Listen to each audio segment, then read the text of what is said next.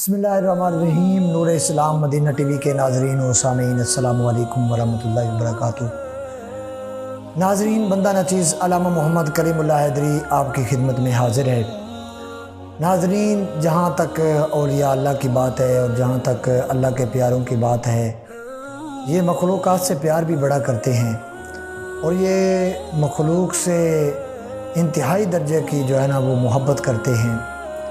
नाज़रीन, ये मखलूक़ का दर्द और मखलूक़ का जो दुख है वो हरगिज़ जो है ना ये बर्दाश्त नहीं कर सकते। ये यकीनन रहीम भी होते हैं, शफ़ीक भी होते हैं, बड़े मेहरबान भी होते हैं। नाज़रीन, कुरान पाक का तीसरा सिपारा आज भी गवाही दे रहा है। हज़रत उज़ैर अलैहिस्सलाम एक अल्लाह के नबी गुज़रे हैं। नाज़रीन, ये दीन यहूद जो है उस पर इनकी बड़ी खिदमत हैं और इन्होंने बड़ा काम किया है। नाज़रीन, जहाँ तक रिवायात की बात है और जहाँ तक कुरान पाक की बात है, उससे तो यही पता चलता है कि ये उज़ैर अलैहिस्सलाम अल्लाह के नबी थे। नाज़रीन, जब इनका एक बस्ती से गुज़र हुआ तो देखा कि वो सारी बस्ती जो है ना वो उल्टी पड़ी है और उसके जो बासी हैं वहाँ के रहने वाले, उनके गोश्त पोश जो हैं वो सड़ गल रहे हैं और उनकी हड्डियाँ जो हैं वो जनाब बिल्कुल जो है ना वो सुरमा बन चुकी हैं और बिल्कुल उनकी हड्डियाँ वसीदा हो चुकी हैं। तो नाज़रीन, जब इन्होंने ये मंज़र देखा तो अल्लाह के नबी से रहा ना गया। इन्होंने अल्लाह पाक की बारगाह में अर्ज़ की, ऐ मालिक, तू इनको ज़िंदा किस तरह करेगा? तो अल्लाह पाक ने इन्होंने ये नहीं कहा कि मैं मतलब बतौर इनकार इन्होंने कहा कि तू किस तरह ज़िंदा करेगा। ये सिर्फ ताज्जुब में थे कि इनको तो ज़िंदा किस तरह करेगा, इन्होंने सवाल किया।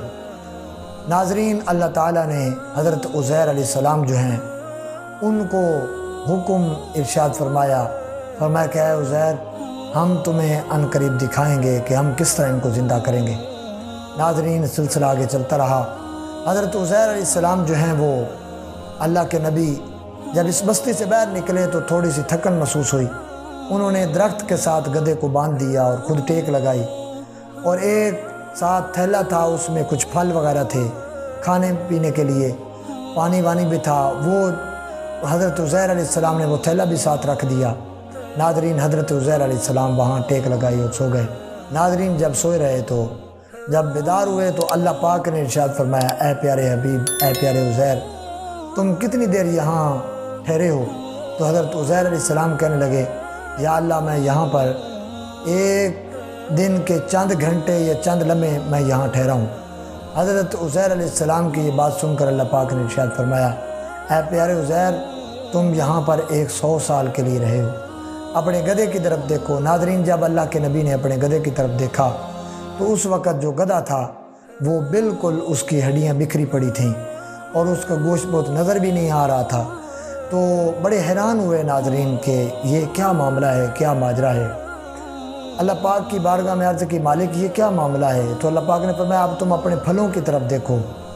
जब फलों की तरफ देखा तो वो हूबहू वैसे ही पड़े हुए हैं जैसे रखे हुए थे। नाज़रीन, खाना उमूमन 1 या 2 दिन निकालता है, ख़राब हो जाता है, स्मेल आना शुरू हो जाती है उससे।